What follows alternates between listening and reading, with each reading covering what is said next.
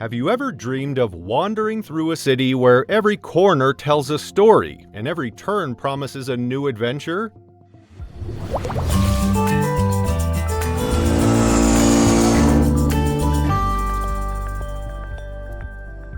Welcome to Porto, Portugal, a place where cobblestone streets, historic charm, and a taste of the unexpected all come together.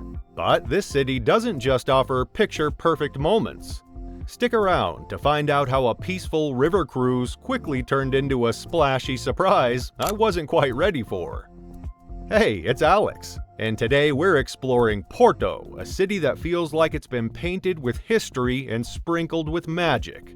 From iconic landmarks to hidden gems and mouth-watering food, we're diving into the best that Porto has to offer. So grab your walking shoes, maybe a poncho, and let's see what this incredible city has in store for us. Our journey starts in the heart of the Ribeira District, a vibrant waterfront area that feels like the soul of Porto. The colorful facades of the old houses, the sounds of buskers playing on the street corners, and the lively riverside cafes create a scene straight out of a postcard. Walking through these narrow, winding streets feels like a step back in time, with every cobblestone telling its own story. I stop at a small cafe for a quick espresso and a pastel de nata, the famous Portuguese custard tart that's all flaky pastry and creamy goodness. One bite and I'm hooked. This city clearly knows how to do food right. Next up, we're crossing the iconic Dom Luís Bridge, an iron masterpiece designed by a disciple of Gustav Eiffel. As I make my way across the upper deck, the views of the Douro River and the colorful houses of Porto and Vila Nova de Gaia are simply breathtaking. But be warned, this bridge is not for the faint of heart. I made the mistake of looking down, and let's just say I grabbed that rail with a bit more enthusiasm than I'd like to admit. The views are worth it though, and as I take it all in, I can't help but feel like I'm on top of the world. From heights to hidden gems, our next stop is Livraria Lello, one of the most beautiful bookstores in the world.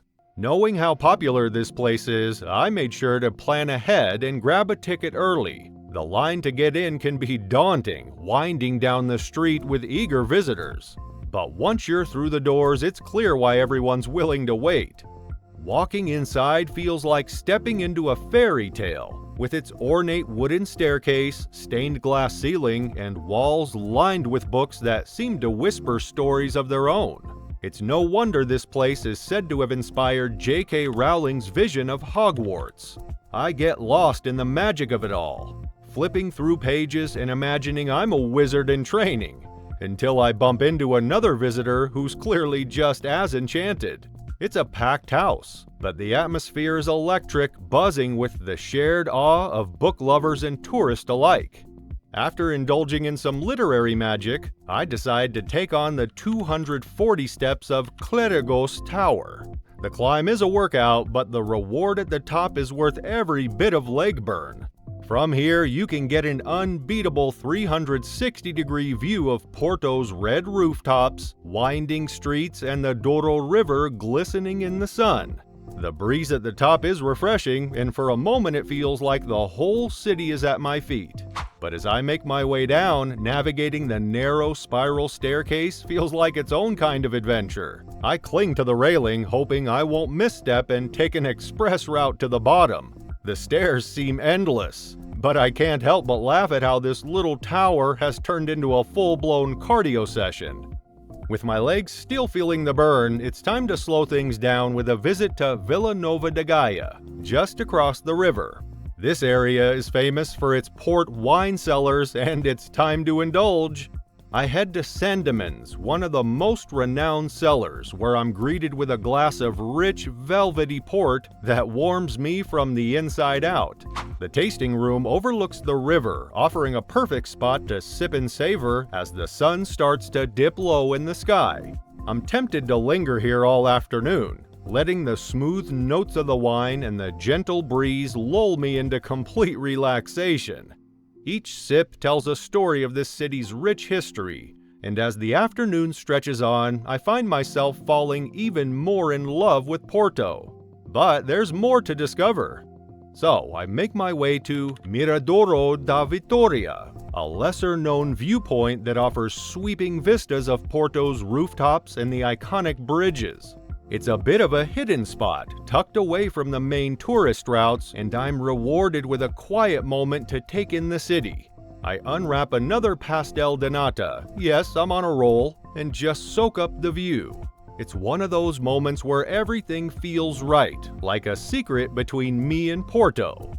The soft afternoon light casts a golden hue over the city, and for a second, time stands still. Porto's food scene is impossible to ignore, and I can't resist diving into one of the city's signature dishes, francesinha. At Café Santiago, I'm served a plate piled high with layers of bread, ham, sausage, steak, and cheese, all smothered in a rich, spicy beer sauce. It's as hearty as it sounds, and as delicious as it is messy. About halfway through, I realize this sandwich is a workout in itself, but I'm determined to see it through. The combination of flavors is indulgent, bold, and utterly Porto. As I mop up the last of the sauce with a piece of bread, I know I've met my match in this culinary heavyweight. With a full stomach, I wander into São Bento Railway Station, where the walls are adorned with azulejos, beautiful blue and white tiles that depict scenes from Portuguese history. It's a working train station, but stepping inside feels like walking into an art gallery. The intricacy of the designs, telling tales of conquests and countryside, captures the heart of the city in ceramic form. I pause to take it all in, marveling at the craftsmanship and the way history comes alive on these walls. The station bustles with commuters, but it's the art that stops everyone in their tracks, even if just for a moment. Just when I think I've seen it all, I stumble upon Rua das Flores, a charming street filled with artisanal shops, street performers, and vibrant cafes. It's the perfect spot to wander, shop for local crafts, and maybe grab another espresso or two. This street embodies Porto's mix of old and new, where history and modernity blend seamlessly. I stop to watch a street musician playing a soulful tune on his guitar, the music echoing off the stone buildings, and it feels like the perfect soundtrack to this city. As the day winds down, I decide to take a boat tour along the Douro River, a relaxing way to see the city from a different angle. The boat gently glides along the water, passing beneath Porto's iconic bridges and offering stunning views of the Ribeira District. I'm enjoying the peaceful rhythm of the ride when, out of nowhere, the water turns choppy. Before I can brace myself, a wave splashes over the side, drenching me in river water. The rest of the passengers burst into laughter, and I'm left wiping water from my face, laughing along at the unexpected turn. It's not the postcard-perfect moment I was hoping for, but hey, that's travel for you. Sometimes it surprises you in ways you didn't see coming. Despite the occasional splash, Porto is a city that wraps you up in its history, warmth, and a sense of adventure.